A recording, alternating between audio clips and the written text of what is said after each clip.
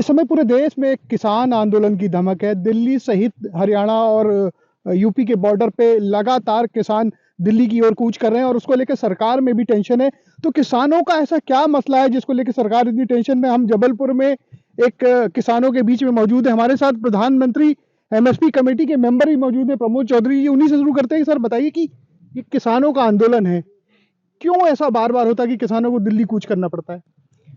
ये देखिए, भारतीय किसान संघ का ये मानना है कि ये जो आंदोलन हो रहा है, प्रजातंत्र में आंदोलन हो रहा अच्छी बात है, कोई उसमें उनका अधिकार होता है, किसानों को भी आंदोलन करना उनका अधिकार है। लेकिन ये जो किया जा रहा है, ये लोकसभा चुनाव को देखते हुए ये एक राजनीतिक कार्य हो रहा है और उसमें सिद्ध करने के लिए वो किसानों का उपयोग कर रहे हैं। और किसानों को ऐसा लगता है कुछ वहाँ के जो किसान हैं उनको एकत्रित किया गया है, उसमें किसान तो हैं, इससे हम इनकार नहीं करते। लेकिन ये जो आंदोलन हो रहा है ये पूरा राजनीतिक है, पिछली बार भी हुआ था।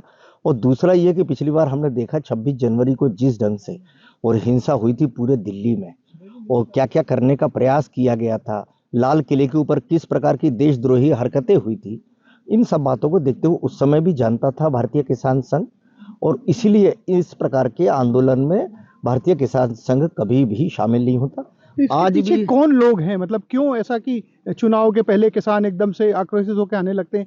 कौन इनके पीछे काम करता है? नहीं, ये तो राजनीतिक जो दल रहते हैं या कोई नेता बनने की महत्वाकांक्षाएं होती है लोगों में, तो उनको लगता है कि ऐसा कोई बड़ा आंदोलन। अच्छा, किसान की जनसंख्या इस देश में आज भी 60% से ऊपर है।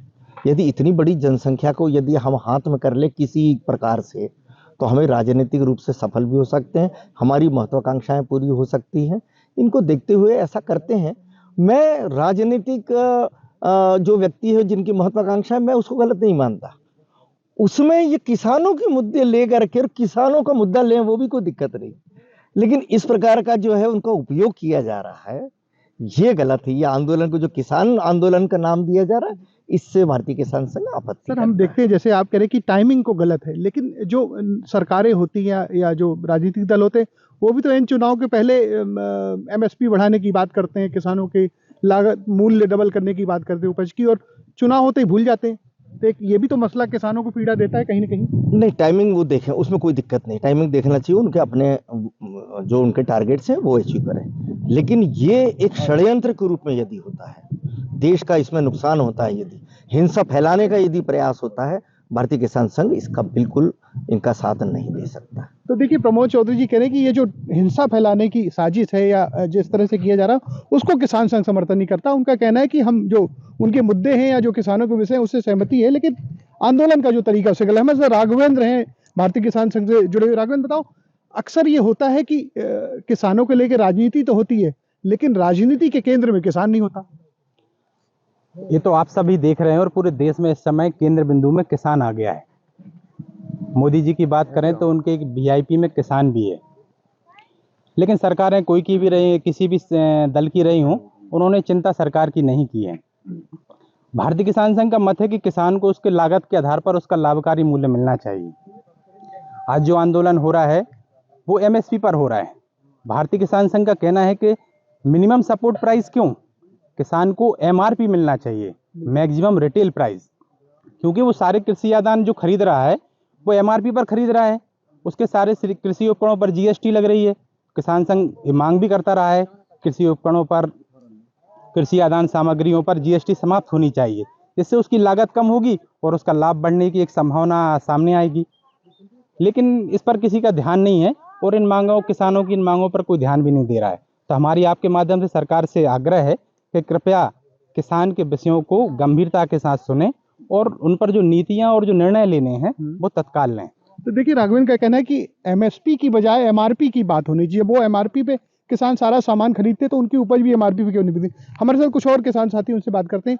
ये बताइए, ये किसानों के आंदोलन इतने सारे होते हैं, फेल क्यों हो जाते हैं? बेचारों की जस की तस स्थिति बनी रहती है, सरकारें आती हैं जाती हैं। फेल इसलिए हो जाती हैं कि किसान जब भी आंदोलन करता है, एक तो किसान बहुत संख्या में है भारत में, जो आबादी के साथ अगर अपन देखें तो 80% किसान है। तो वो ताकत क्यों नहीं बनती किसान की? इतनी ताकत इसलिए नहीं बनती क्योंकि किसान अलग अलग वर्गों में बटा है। जैसे हम अभी मटर के खेत में हैं, हम मटर के किसान हैं, भैया धान के हैं, कोई गेहूं का है, कोई सोयाबीन का है, और कमजोर भी है किसान।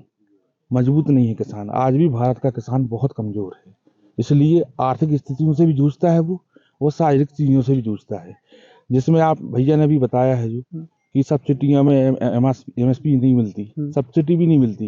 अगर कोई कहे ट्रैक्टर पर सब्सिडी मिलती है, नहीं मिलती। ये सब पेपरों पर चलता है। आज तक की डेट में भैया भी हैं बाजू में, इनने भी ट्रैक्टर ली हुई है, मैंने भी ट्रैक्टर ली हुई, कभी किसी को सब्सिडी नहीं मिली। लेकिन दूसरा जो वर्ग होता है, व्यापारिक वर्ग, वो हमें हमेशा हीन भावनाओं से दिखता है, बोलता है किसान को सब कुछ मिलता है। ऐसा नहीं है। धरातल पे अगर आओगे सब चीज एक प्रचार है कि किसान के पास सब कुछ है फिर भी असंतुष्ट है वो। जी।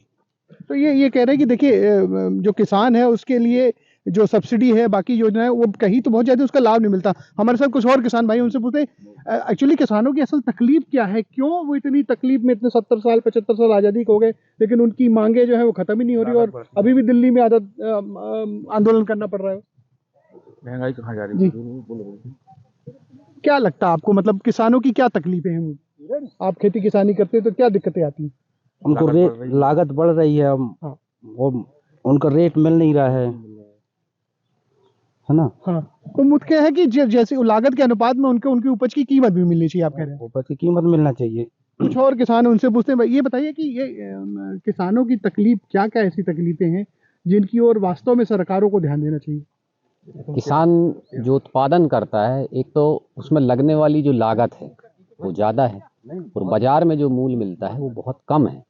इसलिए किसान की हालत नहीं सुधर सकती जब तक किसानों को लगने वाली लागत का जो मूल्य है वो नहीं मिलेगा। इसके अलावा जो रिस्क असेसमेंट है वो भी होना चाहिए। बिल्कुल होना चाहिए। खुले आसमान के नीचे किसान जो खेती कर रहा है उसमें पूरा जोखिम है। तो जोखिम तो कवर होता ही नहीं है कहीं से। अभी भी प्रधानमंत्री, आपने देखा होगा जो फसल बीमा योजना है, अभी वो योजना तो है और सुनने में बहुत अच्छी लगती है। अभी 4 दिन पहले ओला पड़ा है, किसी का क्लेम बना क्या? नहीं बना।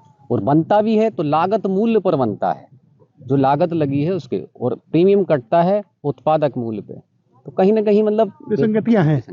आपको सर क्या लगता है कि किसानों की तकलीफ कैसे दूर हो सकती है?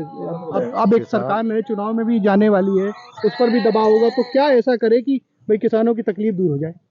किसान का एक तो लागत के आधार से दूसरी लागत लगे, वो 700 आमदनी मिले। अच्छा, किसान जो भी उत्पादन कर रहा है वो लागत के हिसाब से अगर उसको बिक्री हुए तो उसको फायदा है। उसका पूरा परिवार लगा है और लागत पूरा परिवार नहीं लगा रहा है, अगर पूरा परिवार खेती पे आश्रित है और उसको एक आदमी के आधार से उसको मूल्यांकन किया जाता है, तो बाकी परिवार कहाँ जाए? सर मैं एक बात पूछना चाह रहा हाँ जी, बताएं कुछ, क्या कहते थे? मैं थोड़ा सा एक मजदूरों से आपसे ही बात कराता हूँ कि महंगाई कैसे बढ़ी। मजदूरों को बुला ले, है ना। तब तक प्रमोद सर ये बताएं कि आप एमएसपी कमेटी के मेंबर भी हैं प्रधानमंत्री की, तो चूंकि मुझे लगता है कि सत्ता पक्ष से आपकी नजदीकी भी होगी, एमएसपी का मसला क्यों नहीं सुलझ रहा? जैसे हमने अभी पूछा कि मध्य प्रदेश सरकार ने चुनाव के पहले धान और गेहूं में एमएसपी बढ़ाने की बात की और बजट आ गया, कुछ टाटा फिर दिखाई नहीं। भारतीय किसान संघ एमएसपी तक सीमित नहीं है। एमएसपी का मतलब है मिनिमम सपोर्ट प्राइस, बाकी सारी बातें तो एमआरपी पे तय होती है। और इसको माना गया, किसान का जो उत्पाद है उसको मिनिमम सपोर्ट प्राइस माना गया और उसमें भी सारी खर्चे नहीं जोड़े जाते। तो ये यहाँ पर इसीलिए भारतीय किसान संघ ने पूरा व्यवस्था बनाई है, उसमें सारे खर्चे हैं, वो सारे खर्चे जोड़ने के बाद में जो बनेगा और उसके ऊपर फिर प्रॉफिट, लाभांश, यानी सारा उसको हमने नाम दिया लागत मूल्य। लागत मूल्य के ऊपर जो है वो लाभांश रहेगा और दोनों मिलाकर के फिर वो लाभकारी मूल्य। हम ये चाहते हैं वो जो लाभकारी मूल्य है वो एमएसपी कहलाए। तो पिछले आंदोलन से अभी का आंदोलन जो ना, इस दौरान सरकार ने किया क्या असल में? नहीं, पूरा हमारी बिल्कुल लगातार बैठकें चल रही है, ऐसा नहीं है।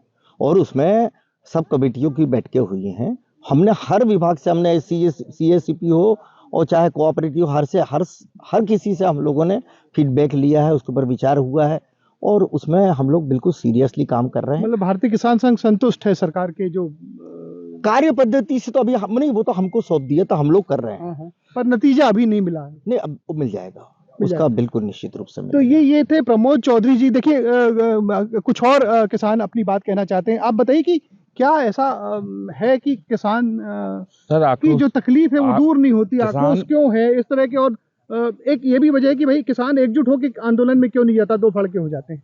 उसकी वजह बताता हूँ। जैसे अब यहाँ के किसान हैं, यहाँ पर अभी देख रहे हैं जबलपुर के किसान, मटर टूट रहा है।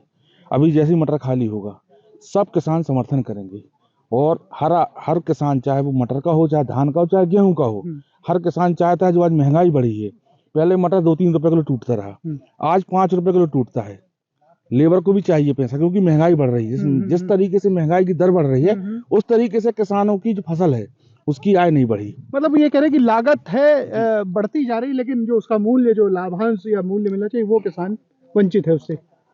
भाई साहब, मैं आपसे एक चीज़ बताना चाहता हूँ कि किसानी जो है कुल मिला के खुले आसमान का धंधा है, और ये आय मतलब कहना चाहिए मांग और आपूर्ति पे निर्भर करता है।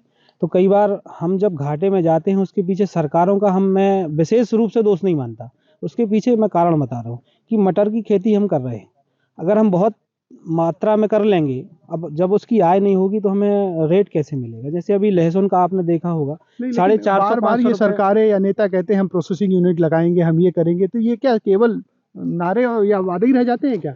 नहीं, प्रोसेसिंग यूनिट लग रही हैं, काम जब से नरेंद्र मोदी जी की सरकार आई है उस क्षेत्र में कर रहे हैं, लेकिन जो आवश्यकता है, मैं कहीं ना कहीं मुझे लगता है कि उसकी पूर्ति नहीं हो पा रही, क्योंकि किसान एक रास्ते पे चल देता है कि नहीं भैया हम अब इसमें फ़ायदा मिले। जैसे 3 साल पहले लहसुन का जो हुआ था कि सब लोगों ने एक तरफ से लहसुन लगाना शुरू मतलब कर जैसे दिया। मौसम का पूर्वानुमान के साथ साथ उपज का भी पूर्वानुमान किया जाने लगे तो ज्यादा बेहतर है कि क्या अगले जी। साल क्या उपज की कीमत अच्छी मिल सकती हाँ, है। किस ये मैकेनिज्म बनाया जाना जी चाहिए। जी, कम से कम कहीं मटर लग जाए, कहीं लहसुन लग जाए, कहीं प्याज लग जाए, एक कहीं आलू की, एक बैलेंसिंग सिस्टम रहेगा तो ये किसान भी सुखी रहेगा, और इस देश में महंगाई की मार भी हमें नहीं झेलनी पड़ेगी, और सबको लाभ का धंधा ये खेती को बना सकते हैं। देखिए ये किसान है जो अलग अलग अपनी बातें कह रहे हैं कि और उनका सबका जो सचमुच में कहना है कि जो लागत है वो लगातार बढ़ती जा रही, लेकिन उपज का जो मूल्य नहीं मिलता, उनकी फसल खराब हो जाती है, उसको